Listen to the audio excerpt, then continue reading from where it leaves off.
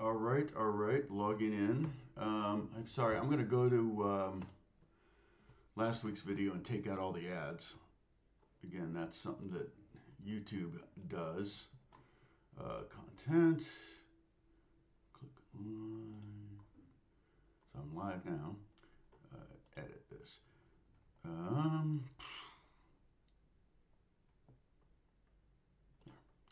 it is. Let's see.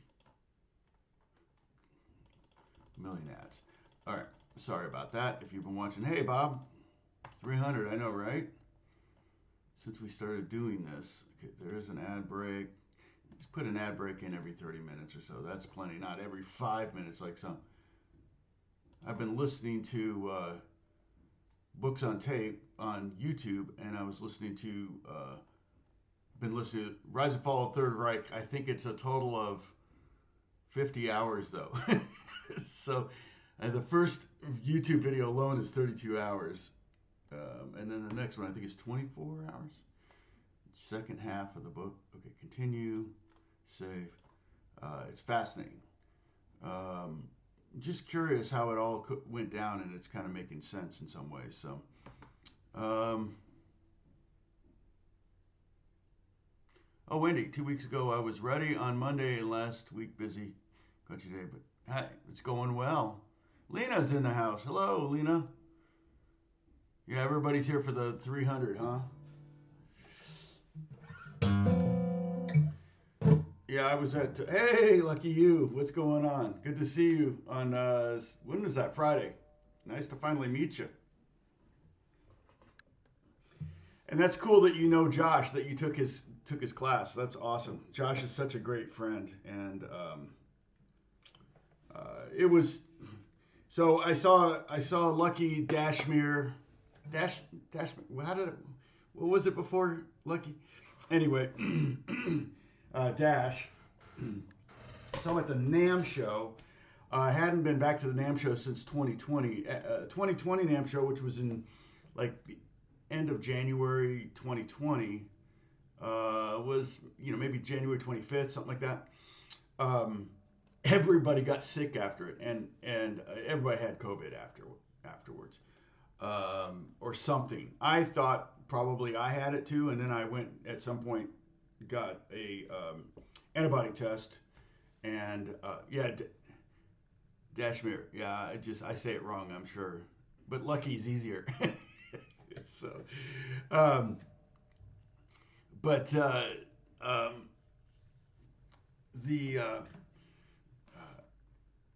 I got the antibody test back and I had no antibodies. So I'm like, oh, okay, well, I guess I didn't have it back then, or the antibodies went away. But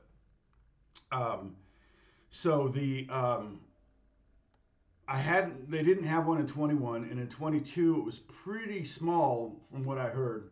And they had it in, instead of January, they had it in like June, I think. And then this year it was in April. And then next year it's back to January, back to 4 days. This year it was only 3 days. And I would say it was about half normal size. And the NAMM show, generally not technically open to the public, but it's not too hard to get a ticket or a badge if you know someone who works at a store. If you frequent a guitar store, or if you know anyone in any manufacturing. You may not be able to get a free badge. I actually had to pay for my badge. Alex's badge was free, and we both went through Elixir, and I'm like, wait, he was an artist and I was an attendee. So his was free and mine was $140, and which I didn't mind. It's like a write-off, whatever. And I actually kind of liked the fact that I was paying. I thought Alex was paying too. I thought, oh, that'll make it not so crowded, because sometimes, like Saturday, I would never go on Saturday. It's almost shoulder to shoulder in there. And then people say, oh, what'd you see at NAMM show? Is there anything you can't live without? And I'm like, never. I don't think I've ever seen anything at the NAMM show that I had to own, ever, in any of the years I've ever gone. Because it's never about the gear, ironically. It's a gear show, but it's always about seeing friends. And to be honest, this year, with the exception of Dash and a couple other people, everybody I see on a semi-regular basis anyway. So it used to be I would go, and every year I would see someone I would only see once a year friends, even a friend from high school that used to work for a couple different companies. He's retired now. That makes me feel old. And so, uh, but it's less and less that. It's kind of a hassle driving down there, getting parking, finding food, all that stuff is just kind of a pain. And so I not a big fan of the NAMM show, as it were. Um, but yeah, and Alex and I had a good time. Actually, Alex, the previous 6 NAMM shows, he had worked the Voodoo Lab booth, so he wasn't able to roam the floor. He had to stay pretty much at one booth the whole time. So he enjoyed getting to see everything. But we got there 2 hours before it opened, thinking that Yamaha was going to have be in the Sheraton and open at 9 like they normally do, and they weren't there.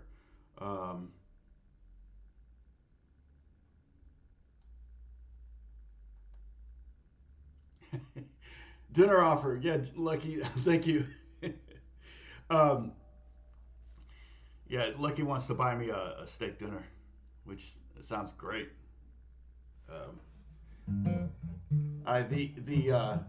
Beth and I watched it's an Apple TV show with Eugene Levy going around the world in different places, and he was in Costa Rica and he had coffee encrusted steak. I'm like, Wagyu steak. Is that how you say it? Wagyu? I've had Wagyu before. It's so good. And I mean, coffee encrusted. Come on, with a big glass of red wine, just sounds like amazing. Hi, Bruce. Thank you, Bruce. Appreciate all that. Avito, what's going on? Is it possible to play bass lines with a pick? Yes, of course. No. Avito, I'm not really good at the hybrid thing. So, there's basically 3 ways you can pick. You can use a pick. Okay. You can use your fingers, right? Or you can do a hybrid, which is both of those things. Country players do it a lot. Kind of like,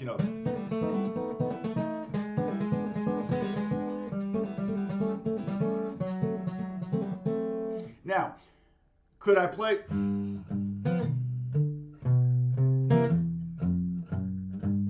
Yeah, I could play it with a pick. So what I did there was I played the bass line with the pick, and then on the chords I strummed up. So the bass line's all down notes. Oh, I thought I did pin the Discord link. It's there. Do you not see it, Bruce? And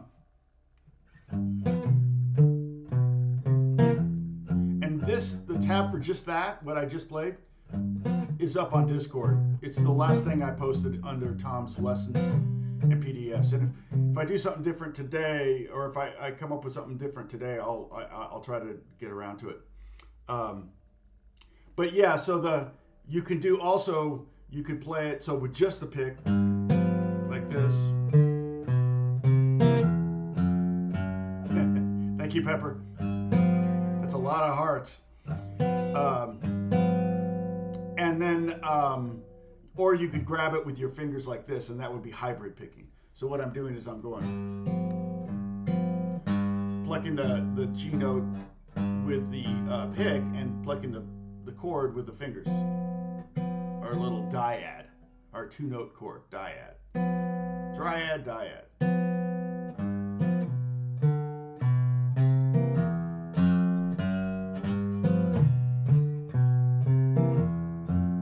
And the great thing about this, there's so many songs that just...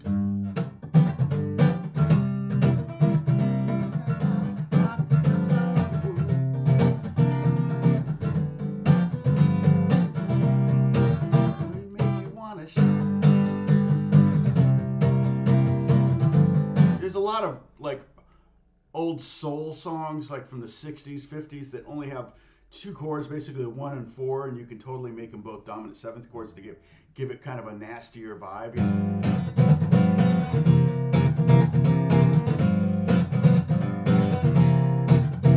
And I'm just playing 3, nothing, 3, 4, so for the G7, and then sliding these 2 down, but having to refinger it and going nothing, 3, 2, 3. Okay, so let me write out those two chords that I'm doing. Will not be outdone. Well, it should be 300 hearts. Oh, please. Oh, no. I'm in trouble. Let's see. So the G7 I was playing was this. G7. Just going to do a little typewriter, not typewriter tab. What do you call it? I don't know. So it would be 3x, 3, 4, XX.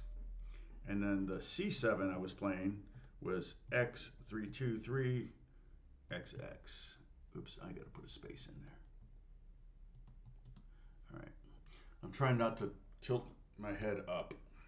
Pinched the nerve in my neck a couple of weeks ago, and I'm kind of getting numbness in my left hand. It's better now, but what really helps is a leave, but I'm really cautious with a leave because it can cause, and I don't generally, I think I have a pretty bulletproof stomach, so maybe I could do a leave for a while, but I don't want to risk it. I've done 3 Aleve in the last 2 weeks, and that was the first time I've used Aleve probably in 4 years. So, but it really worked. I took it.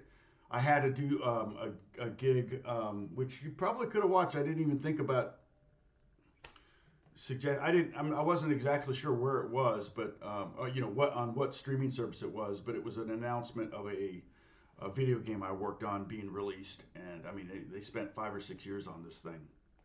Pretty crazy. Hey, Renee, what's going on? Yeah.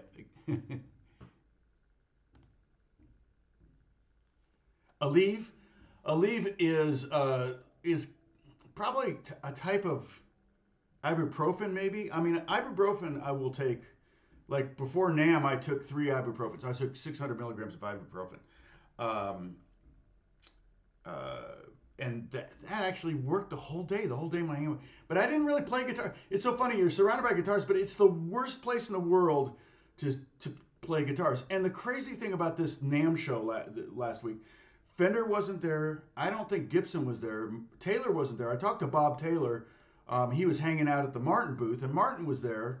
And I checked out. I really didn't see any Martin guitars. I mean, I didn't really play any Martin guitars. You know, it's just too noisy. I saw Mary Spender. You know Mary Spender, right? She performed at the Martin booth, and Alex and I sat through about 4 songs. What's his name? Well, Paul Davids was there. Paul's the one that told me about it. He said, at lunch, he said, we're going to go see Mary Spender. I said, great. So I saw him there, and also, I saw Tim Pierce, talked to Tim Pierce for a while. It's funny, I was talking more to the YouTubers than anything. But I didn't talk to Mary Spender. She was busy. And then also Rhett Shull, who does a lot of gear reviews. I think he's a Nashville guy or an Atlanta guy. He was there. Yeah, it's an anti-inflammatory, yeah. And it works really well. I think what's happening in my neck, I had a car accident when I was 27, and I got T-boned pretty hard, spun around. And if the guy had hit me a little further back on my door, it probably would have killed me. But my head hit the window jamb, the window thing up here, and my insurance agent. I was fine. I did see stars. It took me a second to kind of. Fortunately, my foot was on the brake, but it wasn't my fault. It was insane. Fortunately, there was someone there that was sitting at the intersection in a big truck and was looking down on the whole thing and couldn't believe what this guy did. But anyway, so they made me get an X-ray to see if I had a concussion. I did not have a concussion, but we didn't look at the neck. And then years later, I started to develop a problem with my pinching a nerve in my neck, and it was because I was tilting my head back too much. And so I think that may have had something to do about it. But yeah, it was a long time ago. It was a bummer too because the car was brand new, and it was. Man, if they had seen the crack in the windshield under the hood, they would have totaled it, which would have been a drag. But instead, they fixed it, and it was like a $10,000 car. It was a Honda Civic, brand new Honda Civic, and it was like a $6,000 bill. So if it had gone a little higher, actually it was $5,000 initially, and then it ended up being $6,000 because they found the crack in the windshield. that they didn't see originally. But it literally bent the frame of the car. That's how hard he hit me. And dented the door on the opposite side. So it just like, yeah, it was. And then I said, can I see your driver's license? He said, no habla inglés. I said, licencia. And then he said, don't F with me. And then we got in his car and drove away. And it wasn't his car. It was his friend's car. And it was like a old Camaro, and the battery was dangling. He hit me so hard that like the front end of his car was destroyed. His water was going everywhere from the radiator, and his battery was dangling by the cable like this. It was like, I was in shock. And then I remember, I'll never forget the police officer. It was a guy named Nam, N-A-M, and he was black. He wasn't like an Asian guy or anything like that. It was a black police officer, and he said, "Why didn't you tackle the guy?" And I'm like, what? He was suggesting I assault the guy for hitting me. It was a hit and run, technically. I mean, I heard the helicopters out later, and we had to tow, and yeah, it was not fun. And Beth and I were supposed to. We actually ended up going to Big Bear that night, but we were supposed to go to Big Bear. I called her. I was like, I'm so sorry, honey. I got in an accident. We can't go to Big Bear. And then they rented me a car, and I was like, cool, we can still go to Big Bear. So went to Big Bear in a rented car. Anyway, that's story time to start. Okay, so these walking bass lines, my whole MO for creating a bass line is almost always to try to make sure I'm 1/2 step away from the root of the downbeat, okay, of the chord. So when it goes from G to C, I want to try to either be on beat 4, so we're thinking 1, 2, 3, 4, 4 quarter notes. 1, 2, 3, 4. I want to be 1/2 step away from that C note. And then when I go back to the G on beat 4, I want to be 1/2 step away from the G note. Now, you can be 1/2 step away on either side of the note. And the cool thing about it is you don't need to follow any kind of key or tonal center on these things because people are expecting you to get to that note. So if I go, do this with me, go second finger on the low G, okay, on the 3rd fret of the bottom string. Then we have the B, and then we have the D up here on the 5th fret of the A string, the 5th string, and then back to B, and that's 1/2 step away from C. Right? And people are expecting that. You're basically outlining a G major triad. You can see over here on this side here, boop, right here, you can see the 7th chords. So what time is it? I don't know if Lucky's still there, but okay, so Lucky, I started the lesson at about, 17:30, 17. Okay, so, now it's not a hard and fast rule. You don't always have to approach the next root note by 1/2 step. And as we'll see in the next 2 bars, you don't even have to hit the root note on the downbeat. But it is kind of the most expected thing. So check this out though, because here's your C. You can come to C from the B by 1/2 step, or you can come to C by the D flat. Okay. Well, check this out. If we do that G triad, and instead of going to B here, we go to D flat, and then we end up on the C that way. That's just as accessible. I mean, acceptable. Okay? And so here's the 2 options here.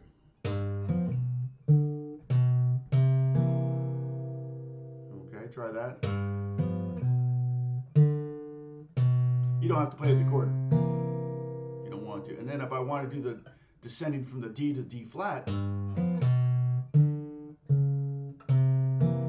and again, you want to be thinking ahead. You want to be thinking ahead about how you're going to finger the chord and the bass note.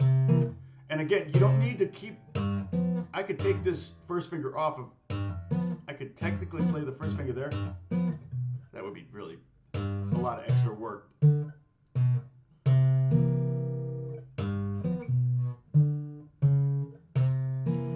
but the way I'm fingering the C chord is I'm getting my second finger on that C note, and then I'm playing the chord with my first and third finger.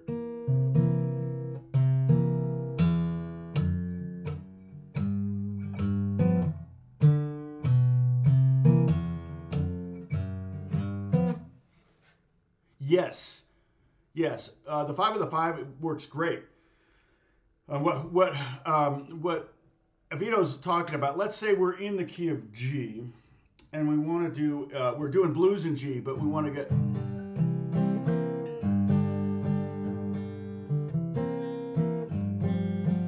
we get the. And this doesn't necessarily see. So basically, you would go to the third of the key.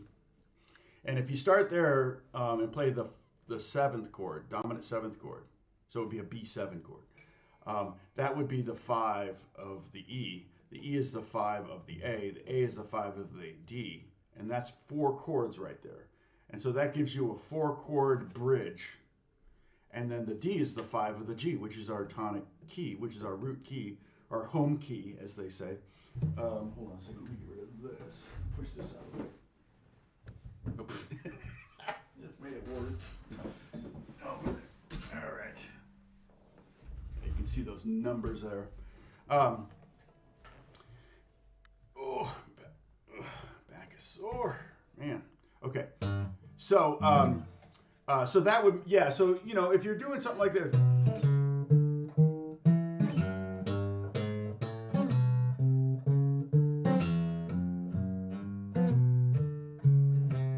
Yeah, you can totally do a circle of fifths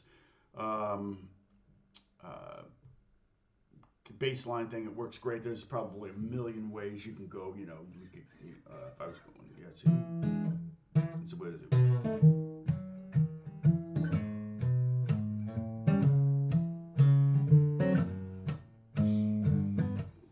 That kind of thing. You can do a lot of different things. Oh, I got 117. Oh, that's cool. Well, we'll see what happens.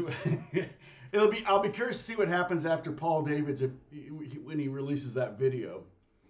Paul Davids was over here not this past Friday, but the Friday before, interviewing me and talking about a subject which I accidentally kind of gave away, but he didn't say I couldn't say. But we'll see if it was a lot of stuff. I talked to him on this past Friday, and he said, "Oh yeah, no, he may actually make 2 or 3 videos out of what we talked about." So we had a great time. We had a really good time. It was what a nice guy he is.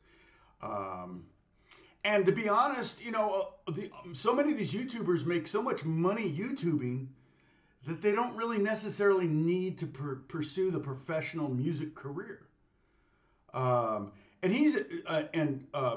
Paul's an educator. I mean, he's got books out just like Beato. I mean, Beato's a record producer, but he even said, "I haven't produced a record in forever." And although he just rebuilt his studio, but he rebuilt it more for producing YouTube videos than for producing records, because they're just making it's much more steady income. And so whereas I mean, even Tim Pierce would tell you that he's making decent money on the YouTube thing, and he's not necessarily working as much in the studio scenes, which is definitely down from what it used to be. But I think he still does a lot of records. But we talked about that a little bit. But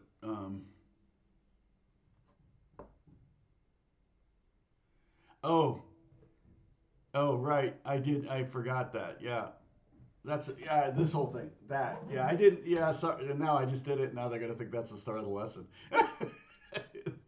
And that's a thing I do when I'm filming myself for my YouTube lessons or for my YouTube videos, so that I can find, okay, that was a bad start. I'm going to start again. I do this, and that's a signal to myself as I'm scrolling through, could be a 20-minute video, to find the 5 minutes I really need. You know what I mean?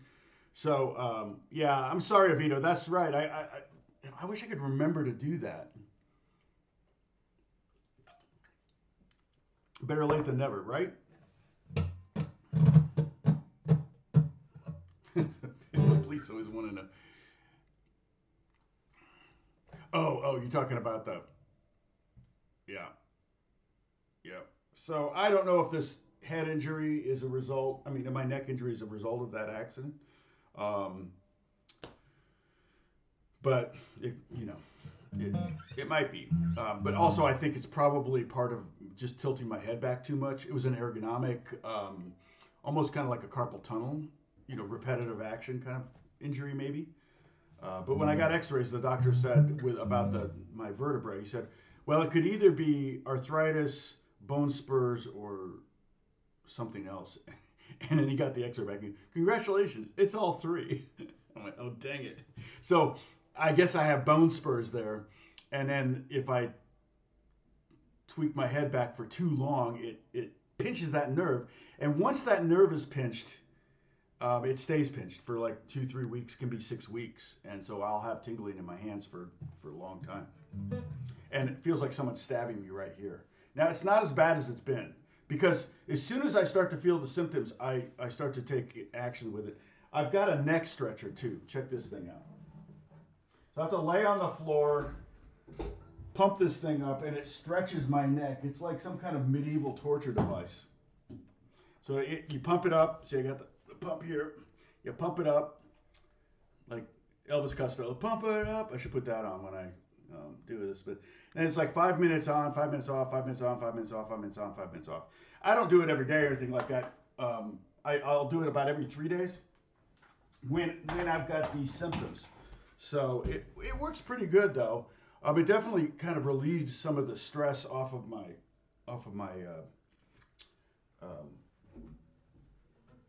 whatchamacallit, my nerve. So, all right. So let's look at this.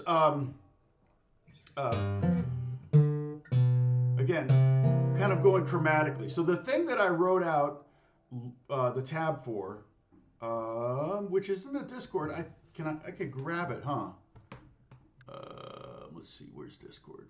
See, I'm tilting my head back right now. I shouldn't do this. I've got my chair up high and my screen's down low. Okay, here's the Discord.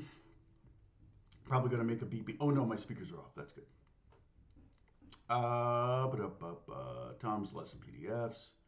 All right, let's see if I can grab this, drag it to the floor. Will that work? Floor, not the floor. This desktop. I've got work to do today too. Oh, no, I don't want that. Hold on.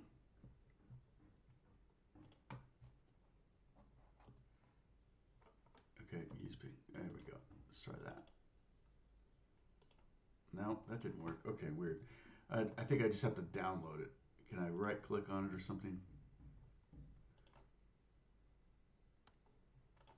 No, I don't want to delete it. I want to download it.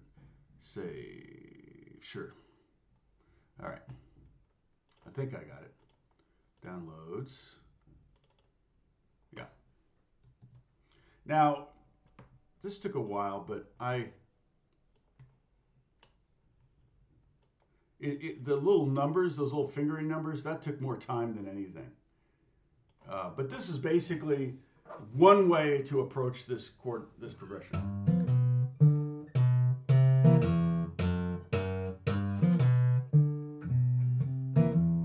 But if you just keep doing that, it's going to get a little boring. So you could do the descending. See, another way to get from C.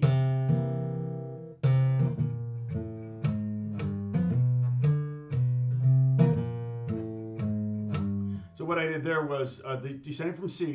Here's the downbeat. Play C. Go to B flat, which is the first fret of the fifth string. Okay. Beat 2, beat 3, A, open A string, and then beat 4, which is one beat away from the G, the downbeat of G. I'm hitting A flat, which is a half step away from that. Half step away from the G. So we got.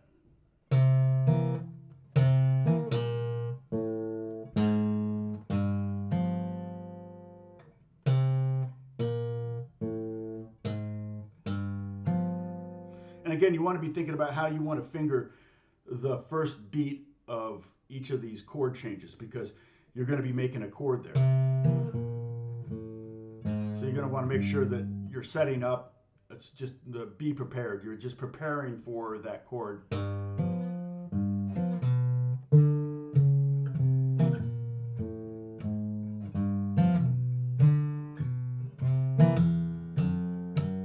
Now we got a little variety.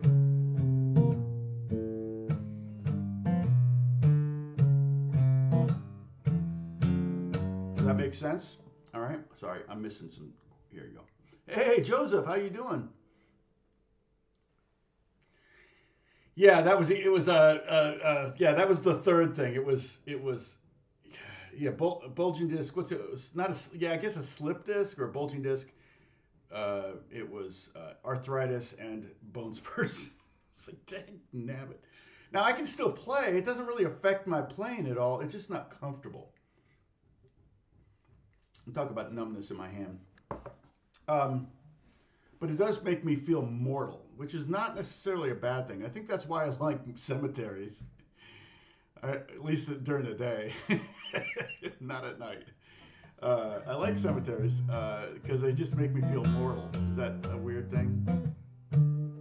Okay, now, if you'll notice, okay, so we're going to move on. We're going to move on to the next 2 bars of the blues progression. So generally blues goes 1 to 4, and then it sits on 1 for 2 bars. Okay, so this creates a unique problem. We've got to come up with a bass line that will get us through 2 bars. It's not like necessarily the same thing twice. You could do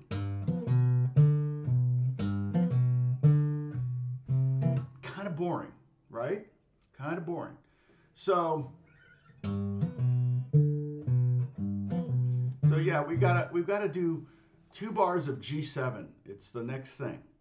So one of the things you could do is just kind of do the stereotypical bass line. If you were to just play a bass line over a G vamp or something like that, right? Now that's kind of hokey, kind of dorky, but it'll work and it'll give us a starting place. And we could do chromatic that way too. Okay, take care, Lucky. Good to see you. Yeah, I understand. Got to pay the bills. All right. So what did I do there? What was that bass line? Okay, basically what I'm playing is 1, 3, 5, 6, 7, 6, 5, 3, 1. As far as the scale tones go. So if I were to play a G Mixolydian scale, the melodic phrase that the bass player is playing here is 1, the 1 of that scale, the 3 of that scale, the 5 of that scale, the 6 of that scale, the 7 of that scale, the 6, the 5, and then the 3. And you can keep going.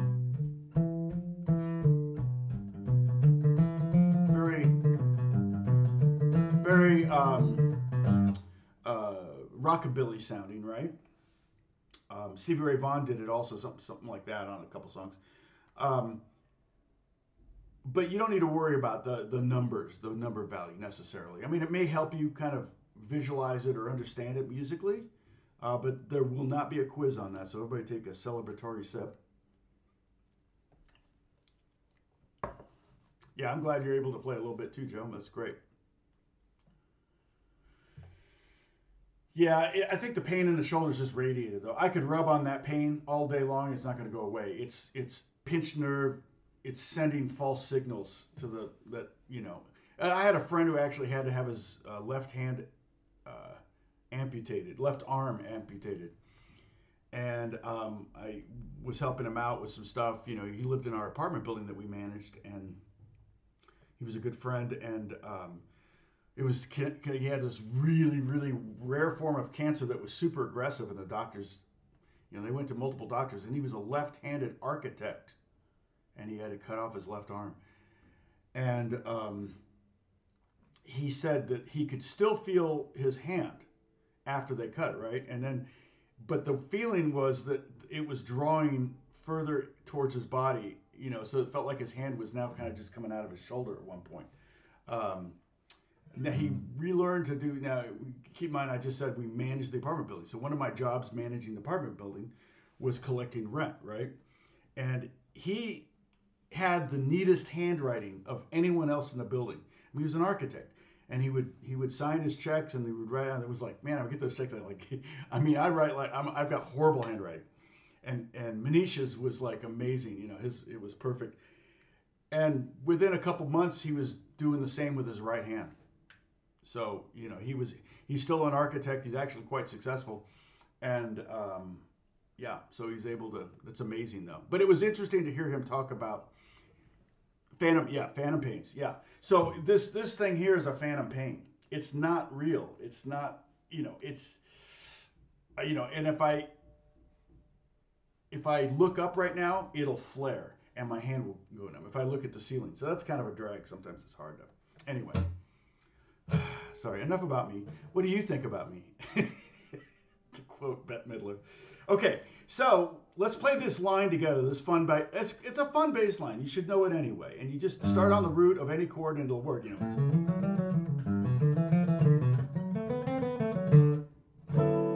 Okay, so what it is I'm playing with my second finger on the third fret of the bottom string, playing the G, and then I'm going first finger on the second fret of the fifth string, and then pinky, reaching the pinky out there. You could use your third finger though, I guess. I like to get my pinky involved. And then down on the fourth string, you're going to go second fret, and then third fret, and back to second fret, and then back to the pinky, and then back to the first finger, and then to the second finger. 2, so fret-wise, 3, 2, 5, 2, 3, 2, 5, 2. Yeah, back surgery. Yeah, I really don't want to do surgery on this. I don't want any fusion or anything. My sister had that done on her neck.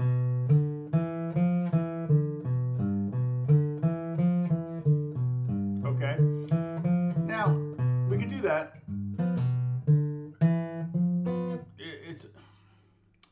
But playing the chord, what do we do with the chord? Well, here's another way we can do it. Check this out. So get that note, that bottom note, that G. Play the B here, okay?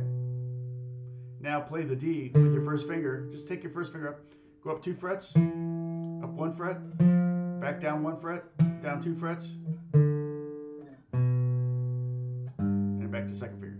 Okay, we're gonna do it again, and then I'm gonna tell you why. Second finger on the bottom string, third fret, then all on the fifth string, first all with the first finger, 2, 5, 7, 8, 7, 5, 2. Now it might take a while to get up to speed because your aim may not be very good.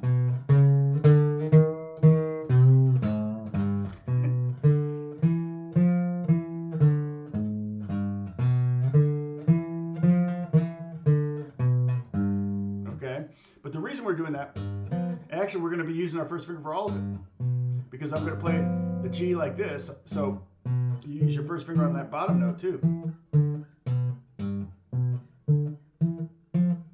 So you can get that down. You don't have to play it this fast. I'll slow down. I'll slow down for you. What if I sound like Arnold Schwarzenegger when I slow down? Okay. But what that does is that allows us, remember I told you the dyad we're playing is the guide tones, the third and the seventh. And in this case, we're playing the seventh and the third in that order.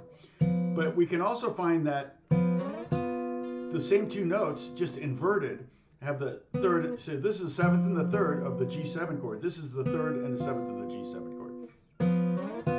Okay, so what fret am I at? Well, I'm doing the same shape up here at the 9th fret. Okay, so go up here, make that 9th fret, and let's use our second and third finger. Okay, so I'm at the 9th fret, 9th and 10th fret on the middle 2 strings. Now go back down to the 3rd fret, hit that again, go up to the 10th fret. 9th fret. All right. You can just just practice hitting that, hitting those marks. And what I'll do is I'll just stare at this point here, and when I'm here, I'll look down at the 3rd fret, and when I'm here, just get your eyes ahead of your hand. Now, I don't know. You could probably do it without looking. Probably a good thing to practice, actually. I used to remember putting a record album in between the student's face and their neck so they couldn't see their hands. Oh, that's right. Dennis is at a concert. He's at another concert? He goes to a lot of concerts.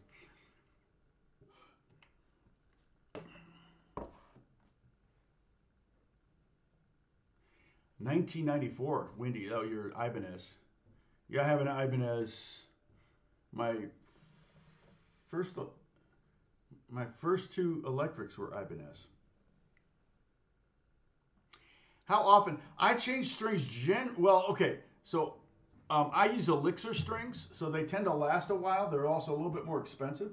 I have pretty acidic sweat, so if I put any other kind of strings, it's like a bummer because Elixir doesn't make strings for all the other instruments I play. They make acoustic guitar and electric guitar strings, 12-string, electric 12-string. They make bass strings, but they don't make nylon. In fact, that was one of the things I was talking to them about because I really like their nylon strings, even though they got really fuzzy.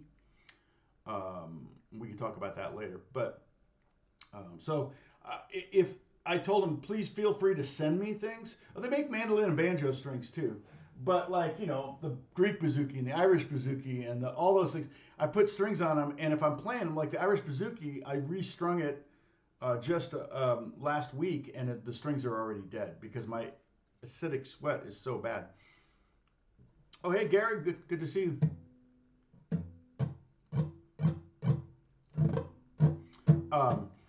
But there's two cases that I will change strings. One is when I break a string, I change the whole set. So oftentimes on an acoustic guitar, especially if I'm playing live, it'll be the G string I'll break. But if I've got a live gig, I'll put new strings on the guitar for the gig. So if I've got a scenario where somebody's paying me money, then I can justify pulling out a set of strings and putting new strings on it, on the instrument. Now, obviously, sometimes I go to a session and I'll bring 10 guitars. Well, I'm not going to restring them all. And that's kind of the beauty of elixirs, like my Rickenbacker 12-string. Yeah, I do not want to that thing is a pain to restring. I don't know that I've ever restrung it. I think every time I've needed to restring that thing, I just took it to my tech and paid him to do it because it's no fun. Bobby Griffin, what's going on? Any exercises for right hand? Let me talk about that at the end. Somebody remind me about that at the end.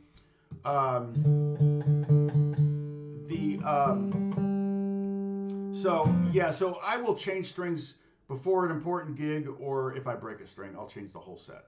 Because I don't want to have sets with missing one string, right? I mean, at a gig, you may not have time to change the whole set. You change the one, and then after the gig, you change the rest. Finish out the set or something like that. But that's what I do. So, anyway, that's my answer to that question. I don't change them very often. I have a lot of guitars. It would take a lot of time. Okay, so what we've done is we've taken this bass line and we put it basically most of it on one string. Oops. So we can do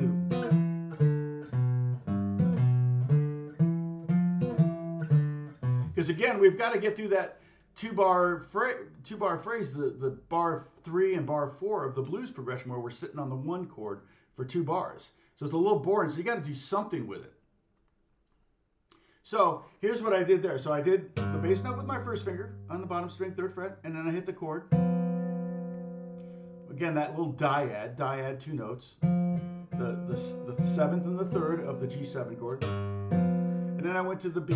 So you're really short on that chord. It doesn't need to ring out. I'm not letting it ring out. It's like, bap.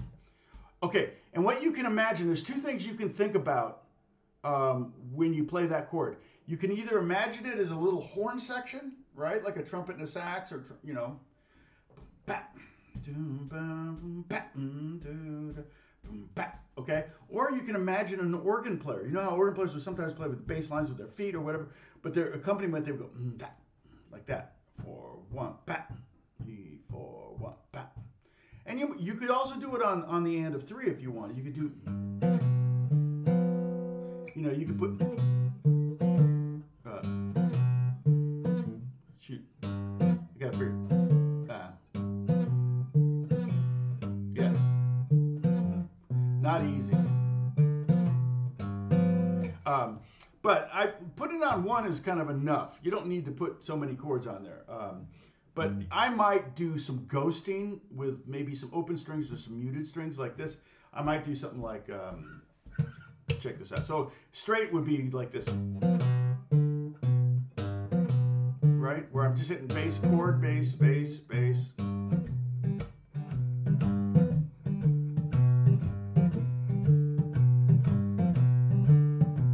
And I'm still hitting the middle 2 strings. Because we're in the key of G, both those D and the G note work fine. So you could, I could, but I'm kind of letting the fingers lay across the strings.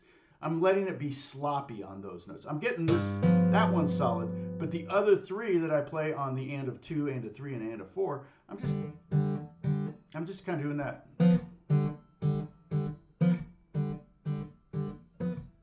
Notice I'm also holding my pick the whole time. Not playing my pick with my pick, but I'm just. Yeah, that's probably true, Wendy.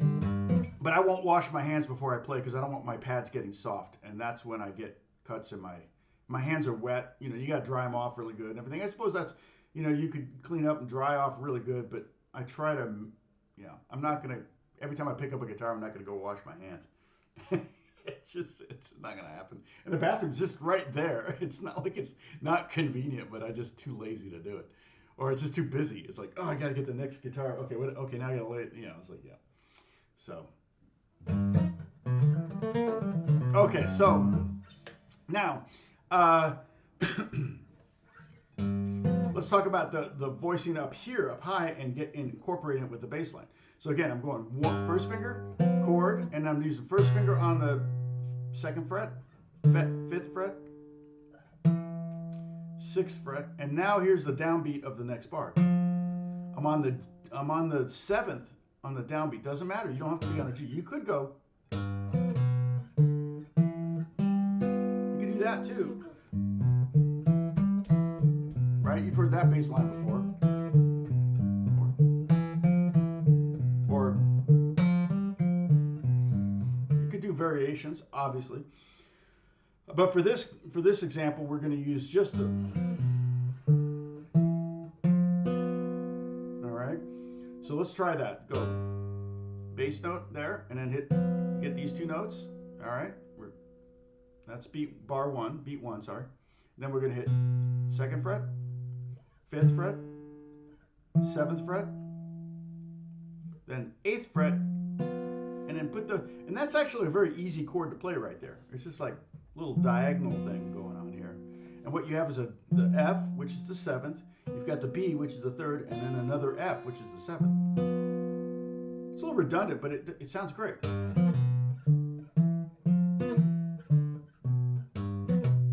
And then from there, we're going to come back down. Hit the 7th fret, which is the 6th. I hate all these numbers. Then the 5th fret, which is the 5th. Hey, that works out. And then the 2nd fret, which is the 3rd. And then back to the root on the bottom string at the 3rd fret.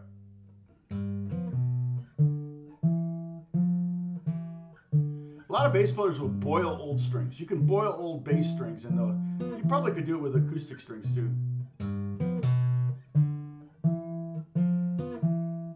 Now, the next chord is going to be C, so we could go chromatically from that D note, or we could go down to that B. It doesn't matter.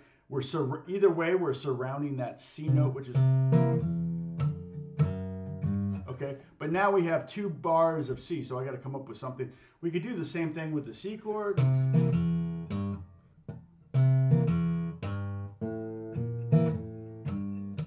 But we're going to have to mix it up.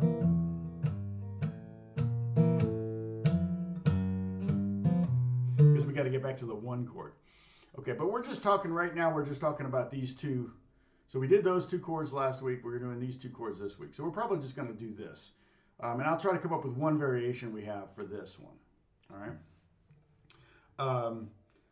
You could, in fact, like I said, we could go to the,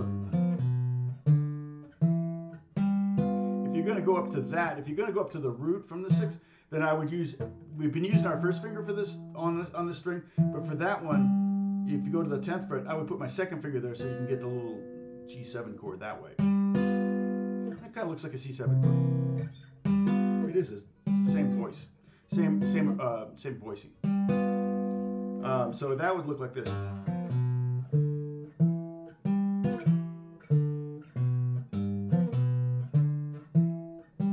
That's not bad.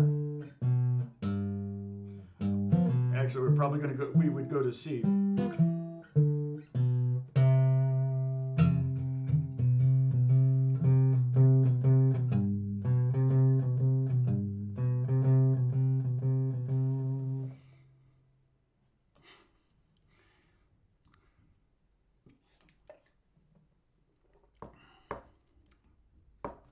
No, that's why Elixir strings last so long, because they coat them. They coat them with Gore-Tex. That's why it's W.L. Gore, the guy the company that invented Gore-Tex for winter coats and things like that. So yeah, so I like that. I like the web. Now these are, I think, nano webs, so they're a little bit more squeaky than the polywebs. The polywebs are the original. They didn't call them polywebs at the time because they were just the Elixirs. But when they came out with nano, then they kept the polywebs around. And then both of them last, I think, about as long, but the nanos are probably a little brighter because they have less coating on them. But the funny thing is, if I put Diodaros or Martin strings on my guitar, within an hour of playing, they sound pretty much like Elixirs will sound for months. But then they go downhill from there really quick. Yeah, Gore-Tex will stay pretty dry. So that's, yeah. And it's easier on the pads. Like, you know, I don't have any issues with my my pads, you know, my calluses. It's also quieter for recording. I mean, I used Ernie Balls before for electric, or I didn't ever use them for acoustic. For acoustic, I don't know. I think I used John Pierce strings, maybe. I don't remember what I didn't start playing acoustic till I was 30, and by then I'd met. Well, I wasn't quite 30 when it was probably 5 years later I was doing stuff for Elixir. So yeah, nano webs are great. In fact, I've got to fill out. I'm technically an Elixir artist. I've got to fill out a questionnaire they send me every year. I forget. Alex is better about promoting them. I talk about them here. But that doesn't really, I don't know if that counts as social media. So, how many of us are there? I mean, I think it was pretty good. It'll be interesting, like I said, once that Paul David's video comes out. So we got 32? 32 is the peak so far. Once that Paul David's video comes out, it could be interesting. Okay, so there's 2 ways, and let's make sure we end this phrase on a C note, because we're going to have to come up with a C phrase next week. But we have bass note here with our 1st finger on the 3rd fret, and then the chord, and then 2nd fret, 5th string, 5, 7, 8, chord, 7, 5, 2, 2nd fret, and then, oh, yeah, thanks. Oh, Bobby Griffin. Can you clarify if you're talking about finger picking or pick picking? All right, that would be helpful. I have tips for both, but.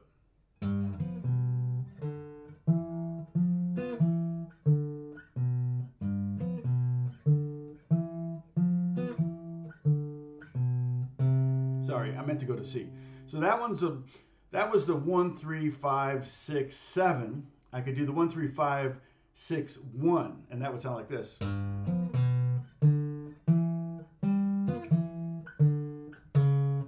then go chromatically to the C. You got alternate, variations.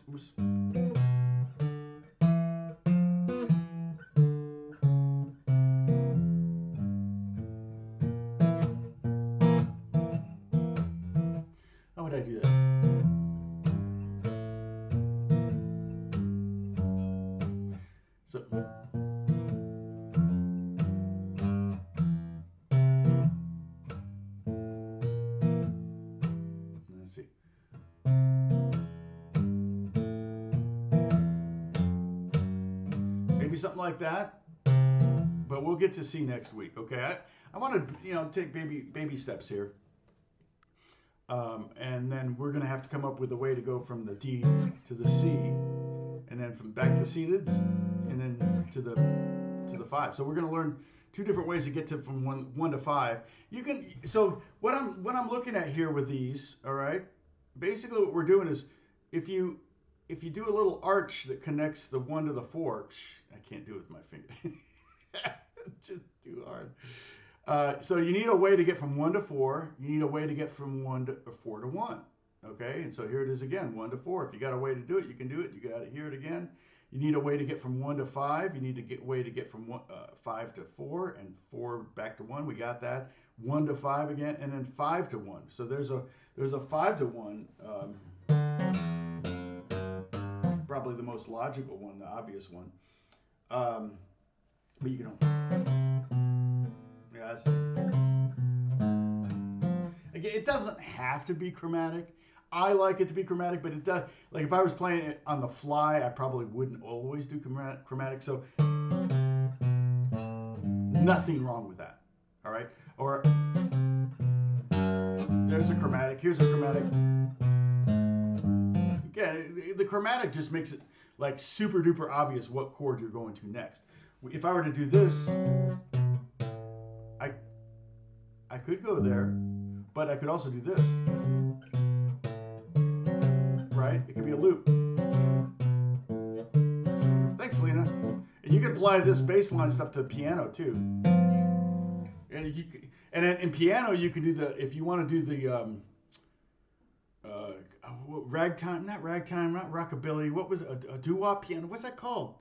Help me. You would go octave, octave, octave, octave, octave, octave. So it would be like this on piano. You do that with your left hand and play the chords. And you could hit a lot, with piano, it's a lot easier to kind of hit chords anywhere you want. I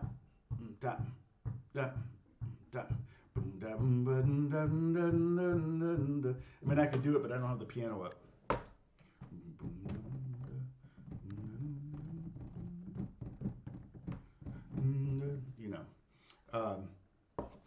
But yeah, just low octaves, high. You can do it on guitar too. It'd be kind of like,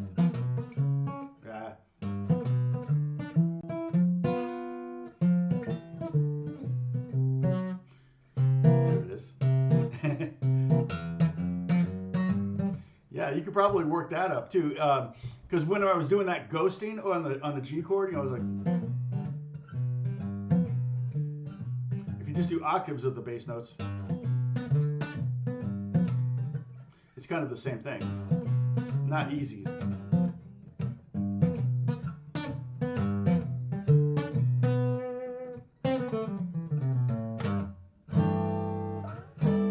All right. Yeah, boogie woogie. Thank you, Bruce. Gosh, I could not think of that term. Like a boogie woogie bugle boy. All right. Let's see. Yeah, I really appreciate it, Lena.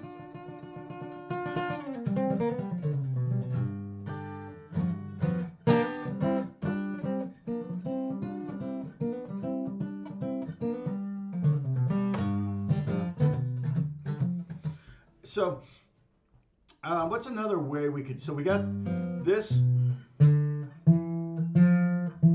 Now, I could play that line below.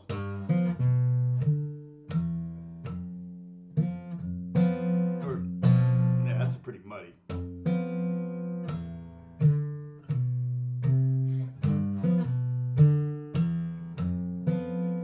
Don't really like the sound of jumping from the 5 down to the 6. 7. All right.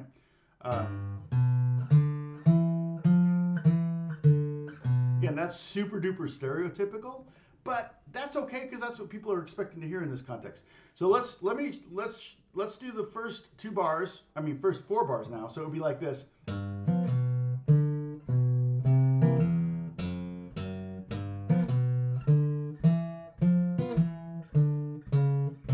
Again, you can pick and choose how you want to get to that next note. on the B, going from the G to the B, G to the C. That time I went to D flat. Okay, that sounds pretty cool, though, right? That's pretty fun.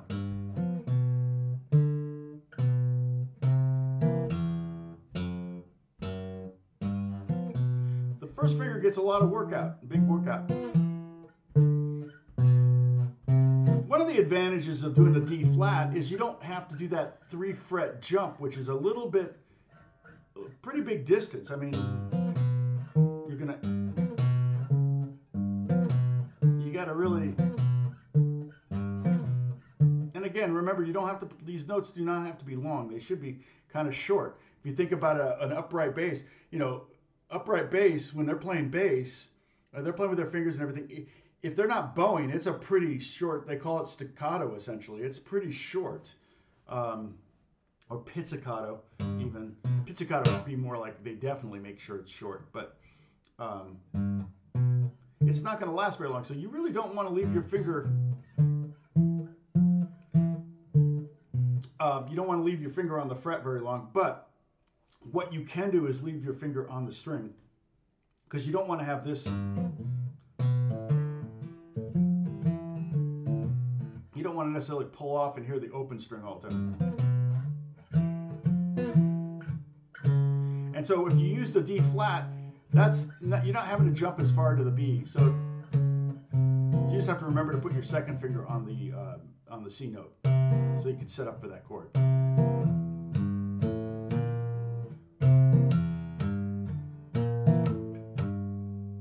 So that one I might do. So that.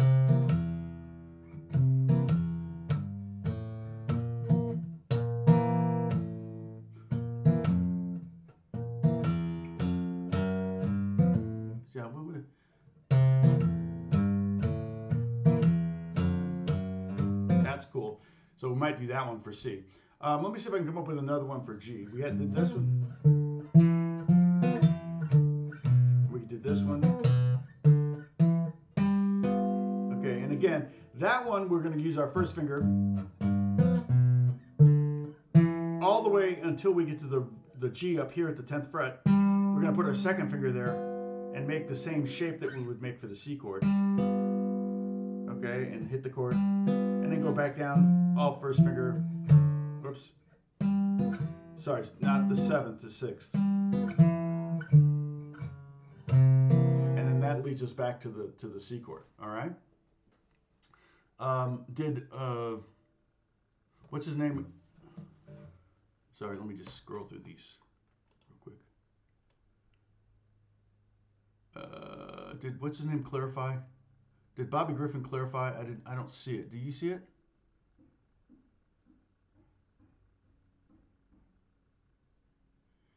Yeah, and I won't disagree. Like, there's something about like a good set of brand new set of Martin strings on a Martin guitar. Like those first 60, 70 chords you hit just sound really chimey and ringy and jangly. But again, with my hand sweat, it just doesn't last long enough for me to record anything.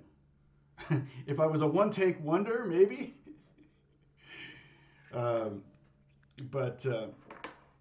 Yeah, it's not quite that. It doesn't necessarily come that easy for me, in spite of what you might think. But that's true of all guitar players. I don't know.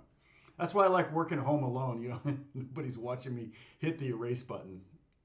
It's always funny when I have, like, a lot of times I'll have composers ask me to film myself doing, not the entire session, but just so they can have some B-roll that they can use in videos and things like that, which I'm not opposed to. It just takes more time because I've got to stop a camera, I've got to stop there, I've got to do this, and then I'm aware of the camera, and then I make mistakes, and it's just kind of like, it lengthens the process. And if they're paying by the hour and they're fine with that, then okay, whatever. But if they just want, oh yeah, just a little bit of this or that, or I wouldn't ever film my entire session so they could see my workflow, because that's like watching sausage being made or legislation. Thank you, Ken. I appreciate that.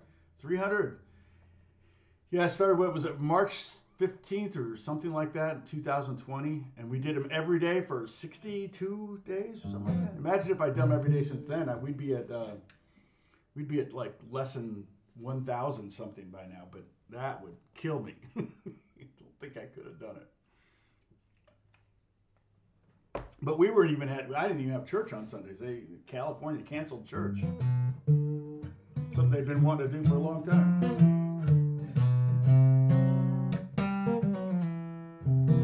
All right, let's see if I can come up with another way to do. It's a good one.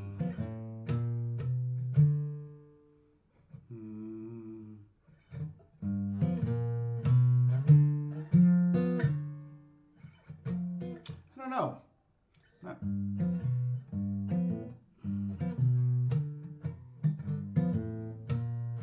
You could do something like that. Basically, combining the two we just did, the two options we did last week. So the one up here, right here, okay, is this. You could do that, and then that sends you back to G, and then you could do the chromatic one up the A string to C, which we haven't done, but.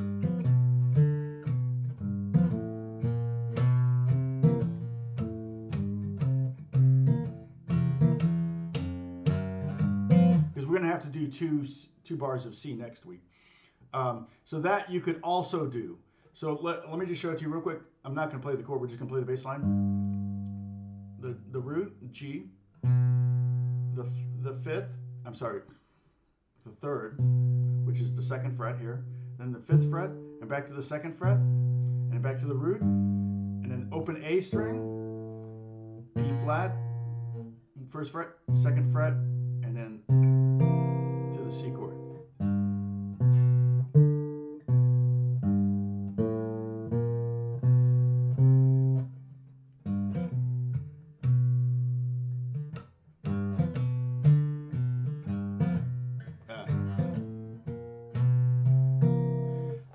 And that's fine, but I find this one's, even though it's a kind of stereotypical, I find it's a lot of fun because now you've taken this chord, instead of hitting this one twice, you're hitting this one, then this one. Again, we have these two G7 dyads, and again, to imply a seventh chord, if you have a bass player, you only need the third and the seventh, so you only need two notes to really play chord progression. There's the G7. That's all you need if you got a bass player playing the bass note, and you are the bass player in this context. And then here's the other dyad, the same thing. So we got the F and the B, which is the seventh and the third, and then here we have the B and the F, which is the third and the seventh. It inverts itself. Thank you, Paul.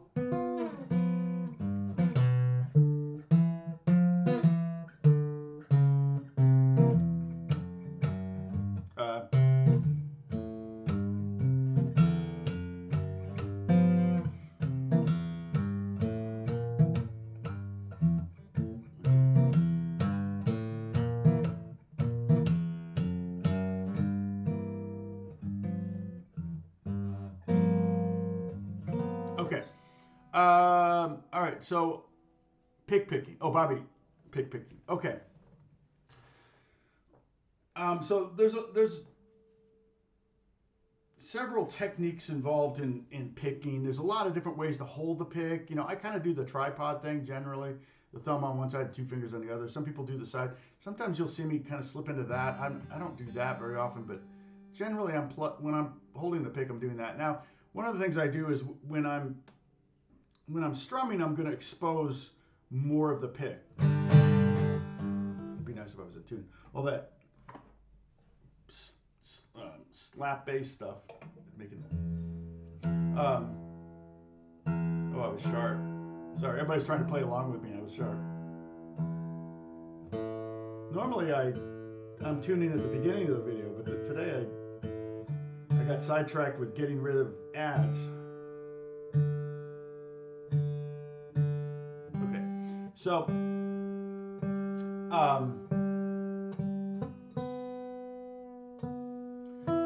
so generally, what happens when I'm strumming, I'm going to expose more pick. You know, so I got a lot of pick, and I'm holding the pick really loose. Like you could totally grab this and pull it out of my hand, no problem.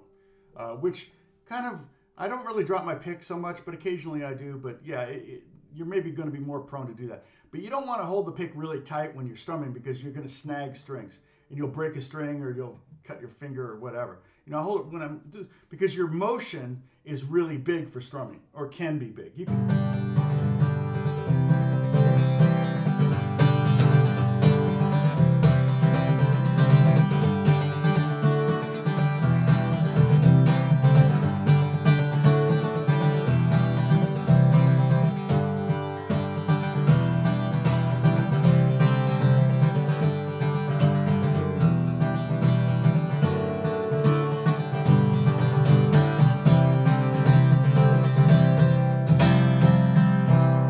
So I'm holding the pick loose, I'm exposing a lot of the pick, and I'm using little bigger motions. Okay. When I go to solo, then I'm going to choke down on the pick, so I'm going to expose you can really see this very well. But it's going to be like I'm holding a really tiny pick. Now, actually, a lot of times I'll hold the pick like this when I'm soloing because I want to turn it. I've learned that's a bluegrass thing where instead of playing with the flat of the pick, like that, I'm going to rotate it almost 45 degrees. So it's kind of rolling off it's kind of going off of the, here like this. Let's see, do I have a pencil? Yeah, I do. So instead of going slap, slap, slap, slap, slap, like this, it's kind of going roll, roll, roll, roll, roll. I don't know if that necessarily makes it faster, but it makes the tone better. So that's straight on. But if I turn it, it's softer. It's a softer tone. It's a more pleasant tone. It's less.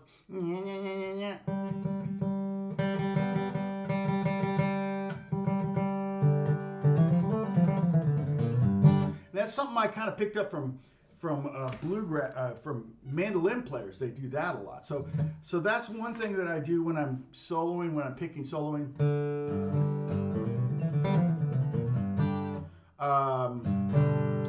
Yeah. So I'll use for soloing. I'll use a tripod, but sometimes I'll just use the thumb and finger thing where I'm pushing the pick against the side of my finger. I don't really think I have great technique as far as that goes.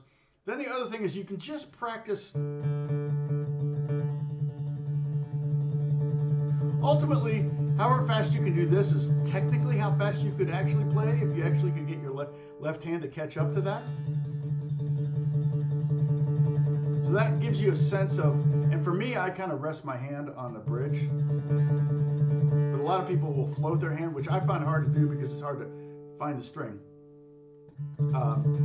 But when you're working on trying to play faster with actual melodic lines and not just an open string tremolo, when you're actually trying to play a line, say just F sharp, then what you do, or a scale if you're practicing,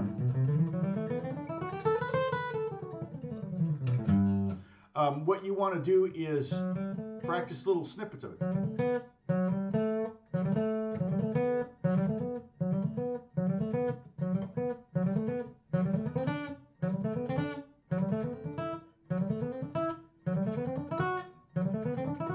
Just take little and just add a note. Once you get it up to speed, add one note. See, it's easy to play 3 fast notes on one string. It's when you bring in the next string, without hitting that open D string. And again, I'm playing pretty shallow over here. I'm not digging very deep because the deeper you dig in, the deeper you're going to have to dig out. So it's going to slow you down. So now some players dig in pretty deep and they're still pretty fast. I think of bluegrass players kind of that way, and I also think of to some degree, and then also rockabilly players tend to do that too. It's like, whoa, how do they play that fast and that hard? When I was a jazzer, it was all about the lightest touch you could have. And so that's when I started getting into heavier picks, because the heavier pick would have a light touch with a thin pick would be pretty quiet. So this way, with a heavier pick and a light touch, I could have a little bit more volume.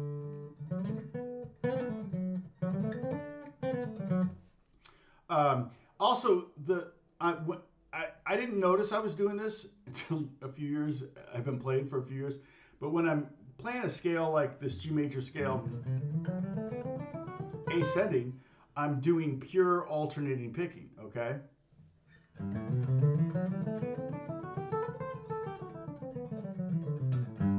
But when I descend, I'm doing more of an up, down, up thing. So it's kind of like mini sweeps, which is weird. I don't know why I started doing it. I don't do it ascending. I don't go down, up, down, down, up, down, down, up, down. Some people do, and you can really play fast that way. But I can play faster descending than I can ascending because I'm incorporating that mini sweep. So here's what's happening there. It's like I'm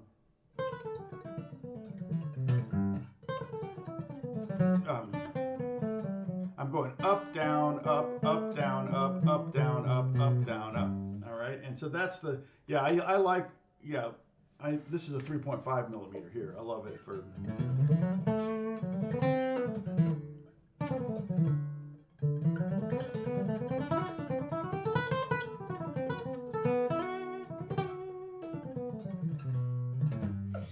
So you kind of develop a technique that works for you. I don't really have to play fast very often. And a lot of times if I do have a fast passage I have to get down, I will kind of sit down and kind of map out how am I going to finger it with my left hand and how am I going to pick it with my right hand if it's really difficult.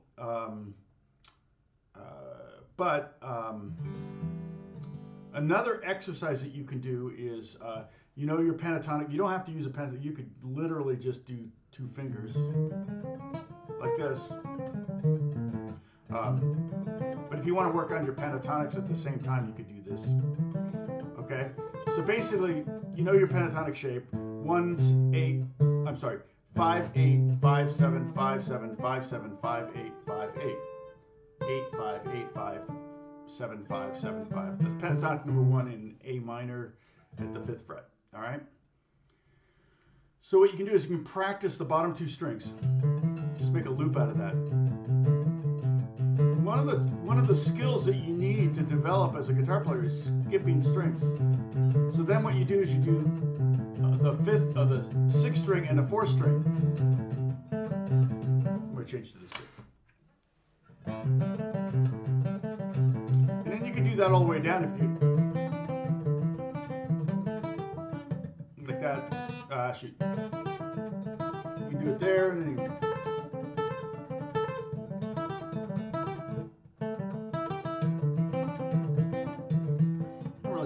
Done that, but basically you just go 2 adjacent strings, then you skip a string, and then you skip another string. So now I'm playing the bottom string and the 3rd string, hitting occasional bad notes because I'm human, and then you go to the 6th string and the 2nd string. Practice that. You're kind of practicing on the right hand. What's happening is you're practicing stabbing strings out of thin air. That's part of the reason, like, again, I like to have my palm rested on there, but most players don't do that, especially on, like, I wouldn't do it on classical guitar, but on steel string it doesn't really, I mean, it makes it a little quieter to have your, and I'm not pushing down hard on it. I've just got it sitting there. It's kind of resting there. But a lot of players will insist on kind of floating or using their pinky, you'll notice. Especially some of the really fast players do not have their hand on the guitar. Like the gypsy guys, they're like, you know, they I don't know how they do it, to be honest. So check this out. So then I can go 2 outside strings, right? So I'm playing the pentatonic number 1. So and then you can turn it into a whole thing where you just go like.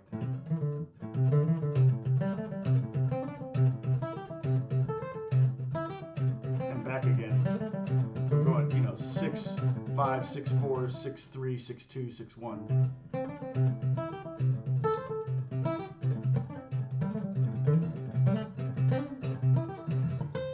Whew. That's a workout. I haven't done that in a long time. I actually did a video on that. There's a video up there on that. So, you know, I think one of the best things to do, because that exercise I made up myself, one of the best things you can do is when you find a weakness in your playing or a flaw. Or, weakness is a better term. Flaws are hard.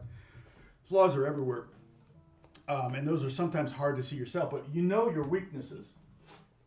So one of the best things you can do when you find a weakness in your playing is to create your custom exercise, and that's kind of what I've always done. I probably have like pages of things that I was. Oh, yeah, Molly Tuttle's great. The sorry, I'm a little blanched here. Let me. Is that better? A little, not really. Interesting. But I will create exercises that target specific issues with my playing. Not so much lately. I mean, it's again. When I was not working as much as I am, I had to practice more. I don't practice really that much anymore. Although whenever I get a new instrument, I'm always messing, futzing with it. So got a couple new things recently, and still kind of working on them. But yeah, it's definitely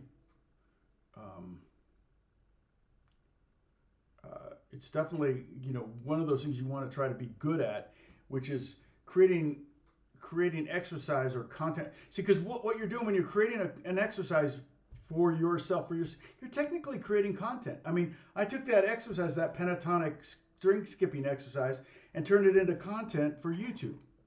So, I mean, I didn't know I was going to do that when I originally created, but now when I'm creating exercises, we've done stuff here, that like the bluegrass songs that we created specifically to woodshed specific scales, right? That's technically creating content. Now, I probably made $3 on those videos, but so I'm not saying it's necessarily a way to get rich quick. What is for lunch or dinner today? I'm going to skip lunch and breakfast today. I'm going to try to do some intermittent fasting for a while. So I probably won't eat until late afternoon. I can't remember what time I had 3 little cutie, what are those, oranges, nectarines, or whatever they're called. Had 3 of those probably around 9 o'clock. So technically I guess that was my last meal. I don't know. I think of that mostly being fiber and juice. So, but yeah, I've got my coffee, so I'm cheating, and because caffeine helps you stave off the hunger. But okay, so the lesson is basically over. My guitar is tuned down. Oh, I have a Costco bag of. You know what? A friend of mine is growing garlic in his backyard. I was like, really? Because yeah, you just get a clove of garlic and you just break them apart and put them in different. He actually just dropped the whole thing he's got this weird hybrid plant coming out, He was like, oh, I didn't know you were supposed to separate it and put it in different places. So I thought that would be kind of cool to grow our own garlic. I love garlic. Oh my gosh.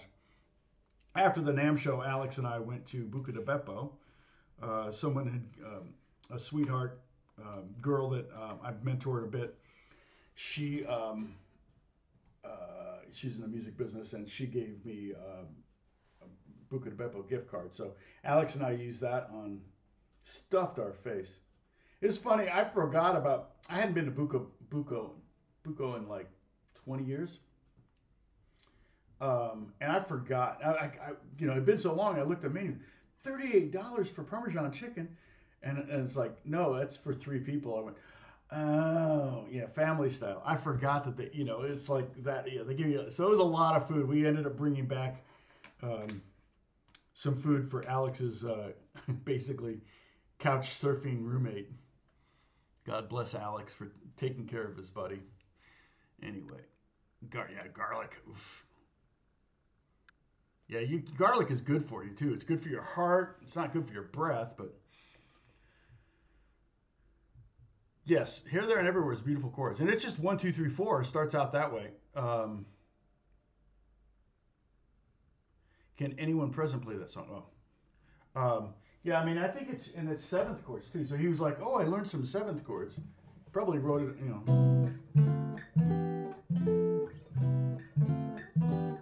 something like that. It's been a long time since I played it though.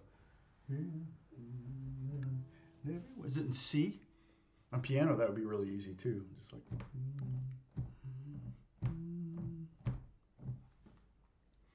Boom, boom, boom. Oh, what creatures? Oh yeah, yeah, yeah. That's true. Yeah, yeah, because they're probably pretty odiferous, so they beckon the squirrels and all that. Although the cat is in the backyard enough, I think that her scent is around the backyard, and we don't see a lot of squirrels or chipmunks or anything in our backyard. I think they're maybe a little afraid to come back here. Uh, so yeah, Bobby, I don't know if that was helpful as far as the picking stuff. Um, if you're trying to, and again, there are times where I may pick all down because that's the sound you go. Like for heavy metal stuff, something like if you can do those as downstrokes, they sound so much better than upstrokes. So you need to kind of have that. Do I need to do alternating picking? Well, yeah, generally, it's a good skill to have, but sometimes you can get away with all downstrokes. Some players, a lot of times I'll play a lot of upstrokes. Upstrokes have a different sound and a different vibe than downstrokes. I was at NAMM show and Alan Hines was there, and Alan Hines is a big MI guy. He's been a teacher at MI probably for 40 years, and Musicians Institute, Hollywood. Great player, great legato technique, great ideas. And I noticed when he was playing that he was doing a lot of when I played that G major scale. Oops. He would do it like. So he would play the first note and then play the second note and then pull off to the third note and then the same thing. So he'd pull the middle note off to the bottom note. I don't. But that would allow you could probably do. Let's see.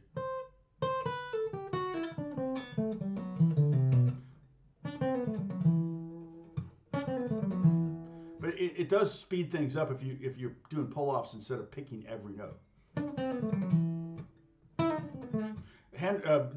Eddie Van Halen would do that a lot too. He would take the minor pentatonic, and he turned it into a 3-note scale by just playing a half step below this. So you know how when you play pentatonic, you've got all that, right? And you got half of the notes are played right here on the 5th fret with the first finger. So Eddie would play both those notes. So he'd go like, and it would just sound faster than it really.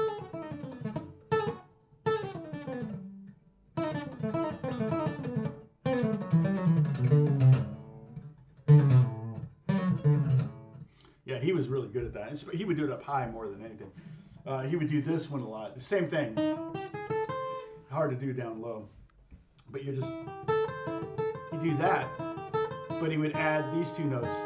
So it'd be like that. So up, it would be. That way he could play 3 notes per string, which was really, really fast. Oh, this is a Wiegand bluegrass. Sorry. I can send you a link. They're made in Holland. I actually had some of these. This is the Gypsy Jazz ones. They're about $15 for 2 of them. These are, I think, $15 for like 3, maybe more now, maybe $20 for 3. Okay. All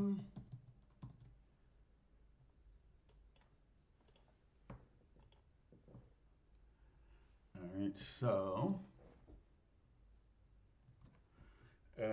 Let's see. Let me see if I can find the Wiegand. If you just, where's Safari? I must have quit Safari. That's weird.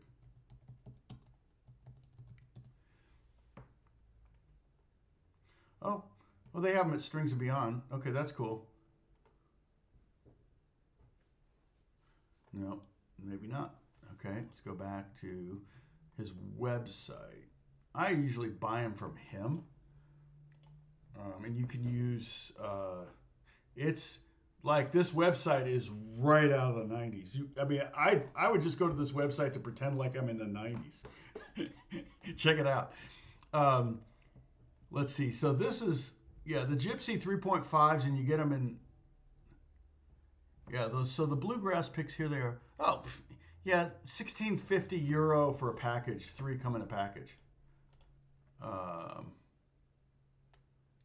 Well, it's funny, it shows 4 there, but no, 4 picks package. Oh, these come in blue packages. I don't know what that means.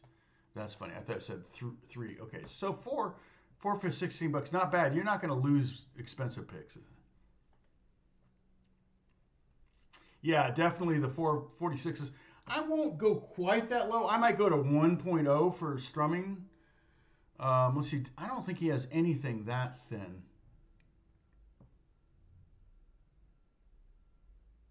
But he's got a lot of options. Michael Wiegand in the Netherlands. And I think you can add it to cart and just PayPal. It's PayPal. So it's pretty easy. New prices for 20. Yeah. It's just he doesn't update his website very much. Big city picks. I should try some different ones too. The main ones I get are the Gypsy Jazz pick at the very top. The white ones, because if I drop them, I can find them. And then the bluegrass picks. But also the mandolin picks are nice. Oh, I do have those. This is the mandolin pick. And I think it's pretty triangularly symmetrical. So you've got a lot of, surfaces, but it sounds really good. And these are 3 in a bag, $16.50, so probably $20 for 3 of those. And again, if I pay a lot of money for a pick, I very rarely lose them. When I was buying them by the gross, like these picks by the gross, these Dunlops, I lose them all the time. But the gravity picks that I use I pay $5 a pop for these. I'm like, I'm not gonna lose that pick. I'm gonna wear it out. I'm such a cheapskate. Yeah, thanks for joining, everybody. Appreciate it. Yeah, you can support. Hit the like, subscribe, share. Thank you, Ollie. Definitely.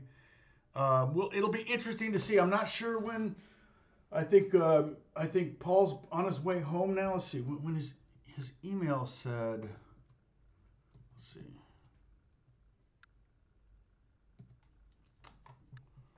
Boom. Paul Evans, here it is.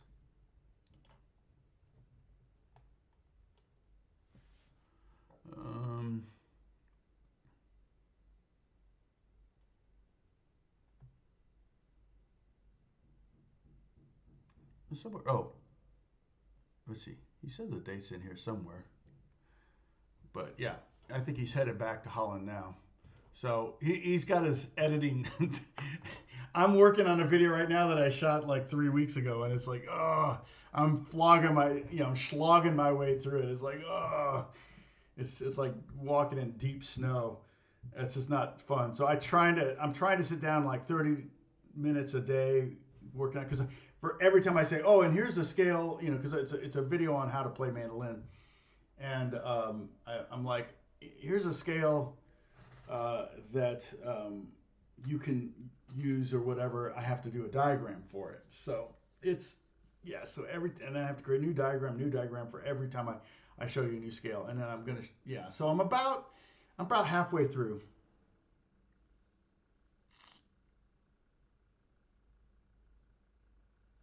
Yeah, and the nice thing about a thin pick for strumming is you can hold it a little tighter and it won't snag the strings.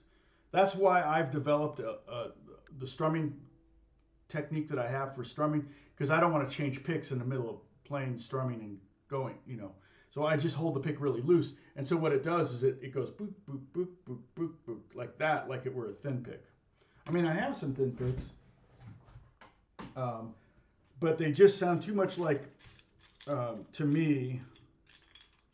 I mean, here's this. This is not that thin actually. This is 88, but it sounds like a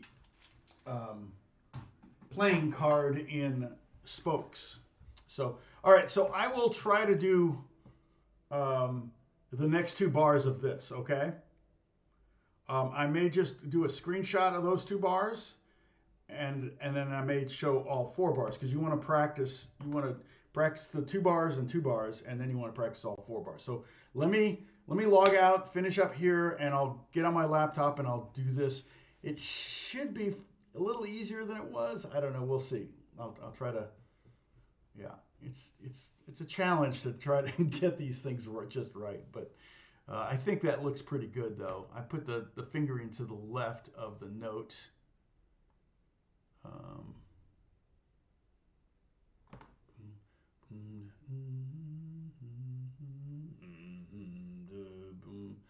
Yeah, and just make an exercise out of that. And the same thing we'll do with the next one. Right. Okay. And then the pick question, you guys can continue on.